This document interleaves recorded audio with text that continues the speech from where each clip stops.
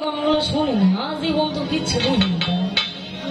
বিচ্ছেদের মতো এমন অনেক গান আছে যেগুলো এখনো প্রকাশই হবে। এটা আমাদের দায়িত্ব এগুলোকে প্রকাশ করা। শাহ আব্দুল করিম আছে, রাধারমন দত্ত আছে, আমাদের সচিন দেব বর্মন আছে, আরো অনেক ভালো ভালো লেখনী আছে, দূরবীন শাহ আছে, অনেক ওনাদের সৃষ্টি আছে যেগুলো আমরা জানি না। লালন সাইজি বাবুলকুলের শিরোমণি বলে চলে তাকে। উনি কিন্তু নিরক্ষর মানুষ, কিন্তু বিশ্বের 70টা দেশে তার গান এবং কথা নিয়ে রিসার্চ হয়। তাহলে চিন্তা ভাবনা করেন তার চিন্তাটা কোন ঊর্ধ্ব লেভেলে। আউল বাউল গাউস কুতুব দরবেশ ফকির, উনি হচ্ছেন ফকির। আমরা যারা এখন আমরা হচ্ছে আউল। শূন্যের ঘরে যারা স্রষ্টাকে খোঁজে তারা হচ্ছে বাউল। এর বড় একটা একটা করে স্তর, স্তর পার হইতে জীবন শেষ।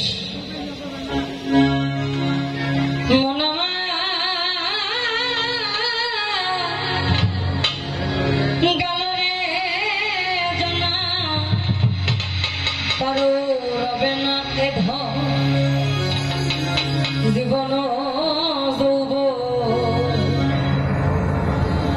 তবে কেন মন করো এত বাসনা করো রবে না এ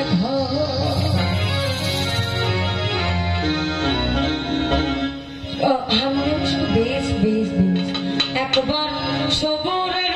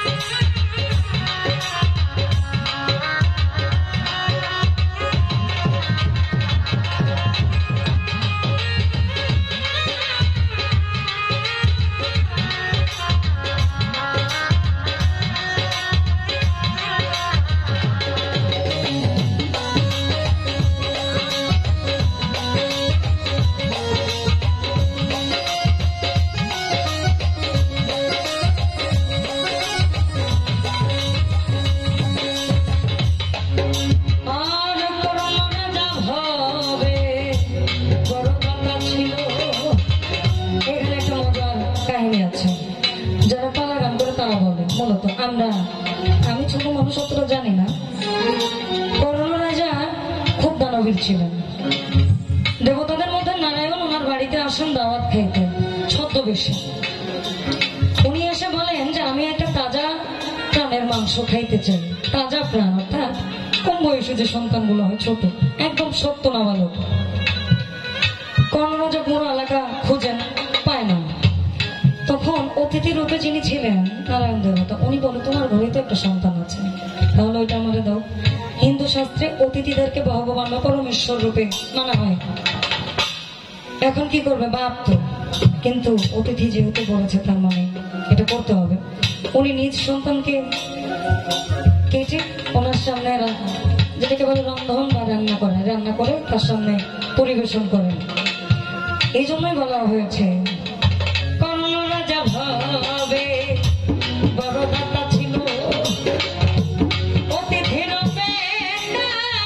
পুত্রকে নাছিল, তবু কর্ণ অনুরাগী ভাবে না হইল সখী।